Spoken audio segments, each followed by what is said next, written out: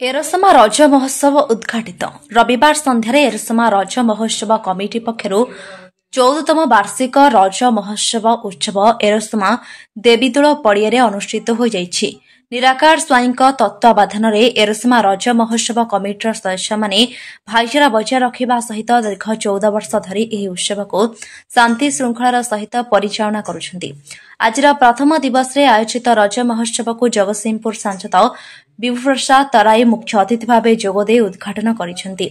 ए अवसर में आयोजित सांस्कृतिक सभारे सांसद श्री तराई उत्कलीय संस्कृति और रज पर्व परंपरा विषय कहते। महोत्सव कमिटी सभापति समीर मल्लिक अध्यक्षतार आयोजित उत्सव में बीजेपी जिला सभापति प्रताप मिश्र, बीजेपी राज्य कार्यकारिणी सदस्य संजय महांती, ओबीसी मोर्चा राज्य संयोजक नृसिंह साहू, समाजसेवी सुमन खटुआ, दीपक परिडा प्रमुख जोग देथिले। महोत्सव कमिटी संपादक निराकार स्वाई अतिथि परिचय प्रदान करथिले। ए अवसर में विभिन्न कलाकार द्वारा सांस्कृतिक कार्यक्रम परिवेषण होइतिला। कृषिभित्तिक भाईचारा पर्व में अंचल व्यक्ति को सामिल करा सहित रज महोत्सव कमिटी पक्षर संबर्धित करा। प्रतिभा उत्सव जून 1 तारिख आरंभ होई 8 तारिख पर्यंत 8 दिन धरी चालू रहिबो। एरसमारू नृसिंह मल्लिक रिपोर्ट, चक्रव्यूह न्यूज। सांसद जगतसिंहपुर प्रथम प्रतिवर्ष रज महोत्सव ये जून 1 तारिख आरंभ हुए। आज तार उद्घाटन उत्सव थिला। मोटामोटी भाव में ये दीर्घ 8 दिन धरी ये उत्सव चले। गोटे कथा होती जे रज महोत्सव ये होती आम ओडिया मानकर एक अस्मितार प्रतीक। गोटे कथा होती जे रज पर्व माध्यम ये अंचल भाईचारा तैयारी होगा, ये अंचल शांति तैयारी होगा, ये मध्य एक माध्यम परिणत हो। गोटे कथा होती राजनैतिक द्वंद्व संघात संघर्ष ऊर्धरे रही आमे ये अंचलवासी पुणी एकाकार होगा, ये रज महोत्सव एक उद्देश्य।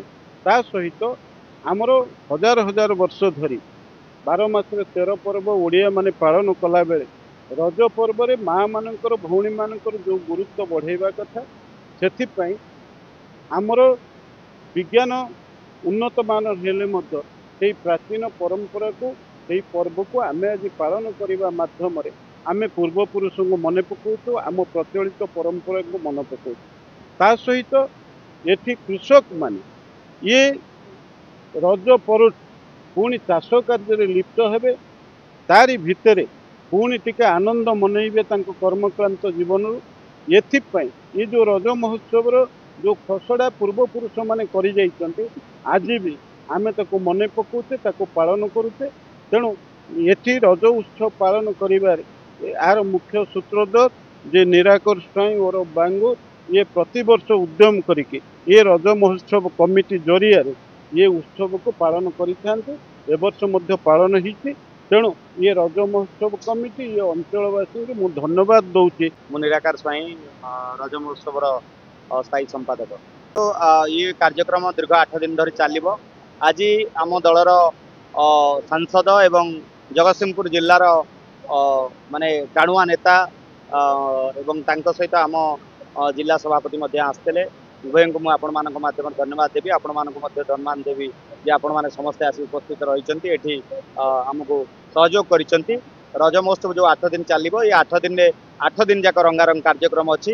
एवं सबुठू बेसी धन्यवाद देवी वर्तमान सरकार मोहन सरकार को, कारण आमको चलित प्रोग्राम रे से 5 दिन प्रोग्राम देइचंती, जो माननीय मुख्यमंत्री को अशेष अशेष धन्यवाद देवी आपण माध्यम। एवं अनुरोध करी जनसाधारण को आसंता काली जो भिड़ लगे ये भिड़े से जोड़ी हेबे। एवं प्रति संध्यार आम जो कलाकार मान डाकिचु, IAS ऑफिसर मान डाकिचु सम्मानित करने एरसमा गौरव रे। एवं आमर गोटे शिक्षा सम्मान कार्यक्रम अच्छी। चलित वर्ष 15 जन को शिक्षा सम्मान दिया डॉक्टर दामोदर राउत स्मृति उद्देश्य। तेणु मु समस्त को अनुरोध करी समस्ते रज महोत्सव सहित जोड़ी।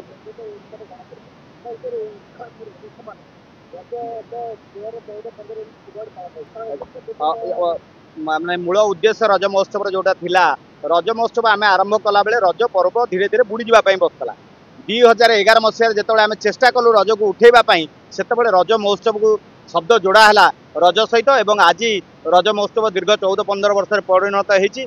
आज सबुठ खुशीर विषय हूँ समग्र ओडिशा आज आम रज महोत्सव को अनुकरण करुच्ची आज आम रज महोत्सव को देखी ओडिशा सारा जो रज महोत्सव होती पाखापाखि जगतसिंहपुर जिले में 12-15 रज महोत्सव कार्यक्रम हो देखु मानवर सांसद कथा देइथिले गला वर्ष चलित वर्ष से कथा रखिछन्ति सेतिपय तांको अशेष सब भारतीय जनता पार्टी ओबीसी मोर्चार राज्य उपसभापति रज महोत्सव आमर एक ड्रीम प्रोग्राम थिला आज की ठीक मोर मन अच्छी आज ठीक 14 वर्ष तले आरंभ होता ए सहयोग समस्त करते आम आशा करुचु एरसमार समस्त भाईचारा बढ़ू और एरसमार विकास रे भारतीय जनता पार्टी सहयोग करू और ये विकास धारा को कई लोग आगे पछई पारे ना आगे चलो।